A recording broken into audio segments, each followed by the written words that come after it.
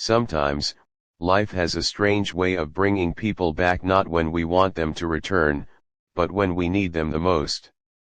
For Emily Carter, a struggling single mom of one, today was just another exhausting day, until she saw him, the man she never thought she'd meet again. Scene 1, The Airport Encounter. It was early morning. The airport buzzed with tired travelers, rolling suitcases, and the smell of coffee in the air. Emily stood in line at a small cafe, holding her daughter Lily's tiny hand. Her clothes looked clean but worn, her eyes carried the weight of too many sleepless nights.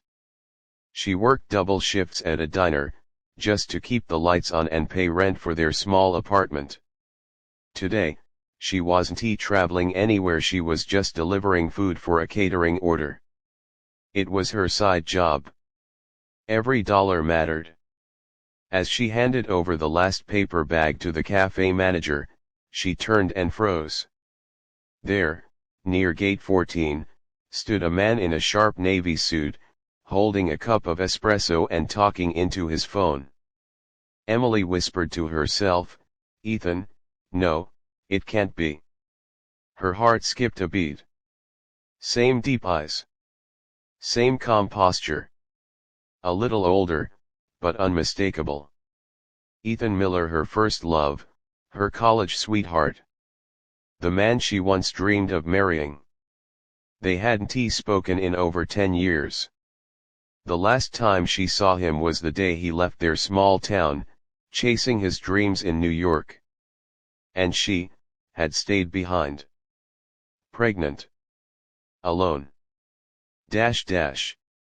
Scene 2, The Flashback. Soft nostalgic music fades in. College had been their whole world, laughter, late-night pizza, promises of forever. Ethan was ambitious but broke, Emily was kind and full of hope. When Ethan got a scholarship offer to study abroad, she begged him to stay. But he said, "I'll come back for you. I promise." He never did. Weeks later, Emily found out she was pregnant. Her parents were furious, her friends disappeared, and her life changed overnight. She dropped out of college and took a job as a waitress. It was never easy, but Lily was her reason to keep going. Music softens sound of a child laughing. Now, Lily was 8. Bright, loving, curious, the only sunshine in Emily's world. Scene 3, Back to the Present. Emily stood still, watching Ethan. He looked successful, confident, a man who had it all. She thought about walking away, but Lily's voice broke her thoughts. Lily excitedly, "Mommy, I dropped my bunny." Her stuffed toy rolled toward Ethan's shiny black shoes. Ethan bent down, picked it up gently, and turned his eyes, meeting Emily's. A moment of silence. Recognition flashed across his face. Ethan softly, "Emily." Emily's throat tightened. She forced a polite smile. "Hey, Ethan, it's been a long time." He looked shocked, maybe even nervous. I can't believe it's you. You look, wow, it's been years. How are you?"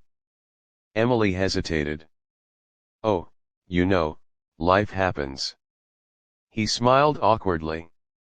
"Is this your daughter?" "Yeah. This is Lily." Lily smiled shyly, holding her bunny.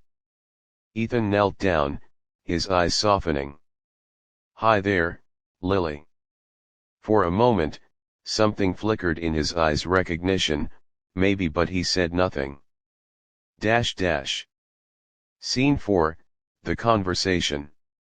They sat at a nearby cafe table. Ethan explained he was now CEO of a major tech company, traveling for meetings, living in hotels, running on deadlines. Emily nodded, pretending not to care, but inside, her heart was racing. He asked, So, what about you? She tried to sound casual. I work at a diner. Sometimes do catering jobs like today. It's not much, but it's honest work. Ethan looked genuinely moved. You always were hard-working. I remember that. Lily interrupted, Mommy, can we get ice cream? Emily smiled weakly. Maybe later, sweetheart. Ethan chuckled. Ice cream my treat.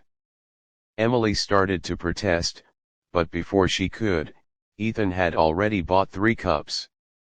They sat there, laughing like old times, except this time, there was an invisible wall between them, made of all the years they lost. Scene 5, The Twist. Just as Ethan checked his watch to leave for his flight, he noticed something, a familiar necklace around Lily's neck. A small silver heart, the same one he gave Emily in college. His smile faded. Emily, that necklace. I gave it to you, didn't I? She froze. Yeah. I kept it. He looked at Lily, then back at Emily, his voice trembling. Emily, how old is she? Emily looked down. 8. Silence. Ethan's face went pale. He did the math. He whispered, 8, that's the year I left. Emily's eyes filled with tears. I didn't tell you, Ethan. You were chasing your dreams, and I didn't want to stop you. I thought, you'd forget me eventually. Ethan's voice cracked. Forget you, Emily, you were the only thing I couldn't forget. Emotional piano swells.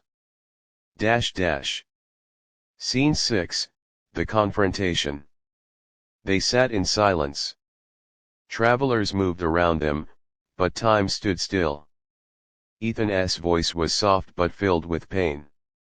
Why didn't you tell me? I had a right to know. I know, she said, tears rolling down. But I was scared. You were finally getting somewhere in life, and I had nothing. I didn't want to be the reason you gave up your future. Ethan reached across the table. Emily, you were my future. You and her. I should be been there. She looked away. It's too late now. But Ethan shook his head. No. It's not. He cancelled his flight. Scene 7, The Days After. Ethan stayed in town for a few days. He visited the diner where Emily worked, watched her handle rude customers with grace, and help an old man who couldn't afford his meal. He realized she was still the same kind, selfless woman he'd fallen in love with. One evening, he asked, Can I take you both somewhere tomorrow? She hesitated, then nodded. Scene 8, The Surprise. The next day, he drove them to a large office building, sleek glass walls and a huge logo, Miller Innovations. Ethan smiled. This is my company, and I want you to work here.